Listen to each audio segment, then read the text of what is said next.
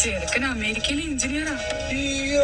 ഞാൻ അവധിക്ക് വരുമ്പോ പാപ്പിച്ചായനെ ഞാൻ വിളിക്കും. പാപ്പിച്ചായൻ ഫോൺ നമ്പർ ഒന്നും മാറ്റരുത്.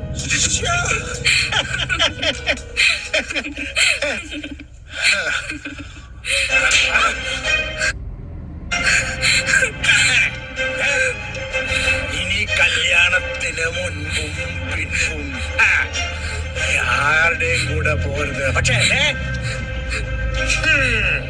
ഞാൻ വിളിക്കുമ്പോ വന്നേക്കണം.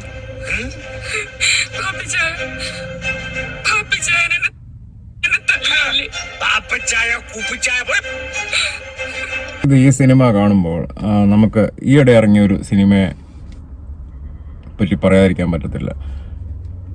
മമ്മൂട്ടിയും വിനായകനും അഭിനയിച്ച കളങ്കാവൽ എന്ന സിനിമ.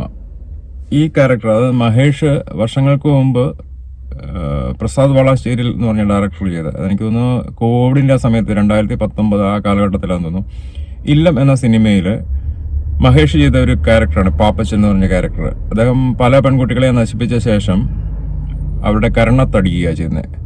അടിച്ചിട്ട് പറയും, ഇനി നീ ഇതുപോലെ പോകരുത്, ഞാൻ വിളിച്ചാൽ വരണമെന്നും പറയും. ഇതേ ക്യാരക്ടർ തന്നെയാണ് ഈ കളങ്കാവൽ എന്ന സിനിമയിൽ മമ്മൂട്ടി ചെയ്തിരിക്കുന്നത്.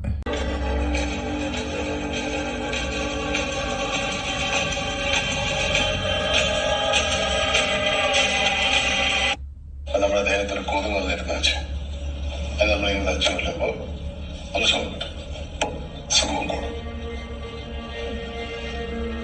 ഏറ്റവും കൂടുതൽ സുഖം കിട്ടുന്നത് എന്തിനെ കൊല്ലുമ്പോഴെന്നറിയാം? ആനെ കൊല്ലുമ്പോഴായിരിക്കും പറയുന്നത്. അല്ല, ഏറ്റവും കൂടുതൽ സുഖം കിട്ടുന്നത് മനുഷ്യനെ കൊല്ലുമ്പോൾ.